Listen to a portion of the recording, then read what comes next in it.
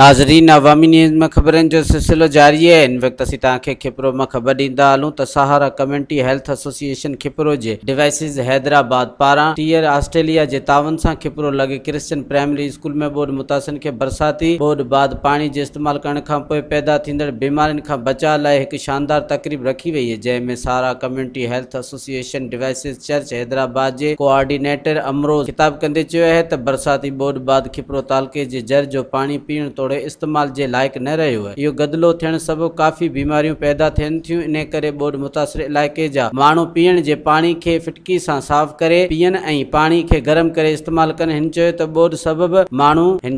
Board सबबि गरीब माण्हू सख़्त परेशान। इन करे असांखे इन खे आगाही ॾियण जे लाइ तोड़े हिननि जी मदद करण जे लाइ ही प्रोग्राम रखियो है। तकरीब खे सहारा कम्युनिटी जे सुपरवाइज़र शारून खिताब कंदे चयो त बरसाती बोर्ड बाद एहतियात करण जी सख़्त ज़रूरत है। बरसाती पानी सां चमड़ी समेत पेट जो बीमारियूं जनम वठनि थियूं। हिन चयो त बोर्ड मुतासिर इलाइक़े जे माण्हुनि खे इमदादी सामान सां गॾु साफ़ पानी करण जे लाइ फिटकी पिण ॾियूं पिया। तकरीब खे समूह ऐं राणो जी पिण खिताब कयो है। इन मौके ते सहारा कम्युनिटी एसोसिएशन खिपरो पारां 300 गरीब खानदाननि में इमदादी सामान पिण विरायो वियो, जॾहिं त ॿिए पासे कोरोना वबा खे नज़र में रखंदे एसओपीज़ ते मुकम्मल अमल कयो वियो है। आज के दिन हम ये खिपरो में मौजूद हैं सहारा कम्युनिटी हेल्थ एसोसिएशन की तरफ से।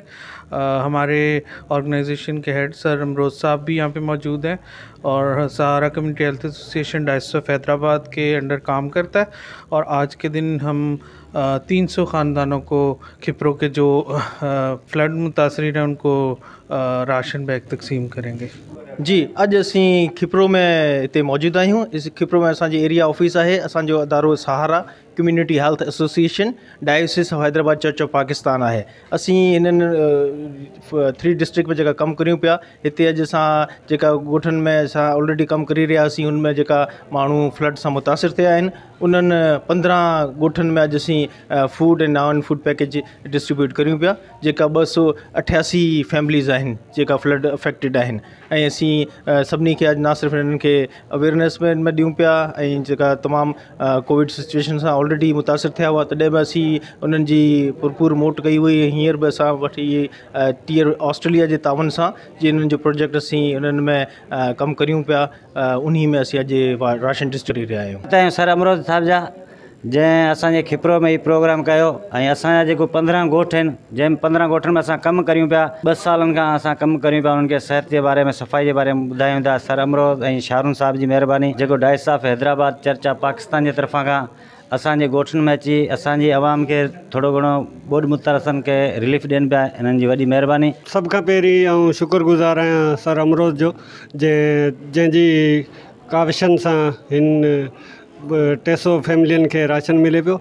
ऐं असां सहारा कम्युनिटी हेल्थ एसोसिएशन जी तरफ़ां ई 300 फैमिलियुनि खे राशन विरायूं पिया। सर मसलो इहो त हींअर जेको हाल फ़िलहाल जेको बोर्ड मुतासिर जे उन जे हवाले सां काफ़ी पेट जी बीमारियूं शुरू थी रहियूं आहिनि। उन हवाले सां असां जेको हिननि डायसिस ऑफ हैदराबाद ऐं पंहिंजे टीयर ऑस्ट्रेलिया ऐं सर अमरोज ऐं शारून जी मदद सां असां जेको हीअ हिननि खां तालीम बि ॾियूं पिया गॾो गॾु जीअं फिटकी आहे इस्तेमालु करे पेट जी बीमारियूं जेके आहिनि उन्हनि सां जेको माण्हुनि खे पाणी जेको हींअर बोर्ड जे करे पाणी जे करे तमामु हैंडपंप जो ख़राबु थी वियो आहे।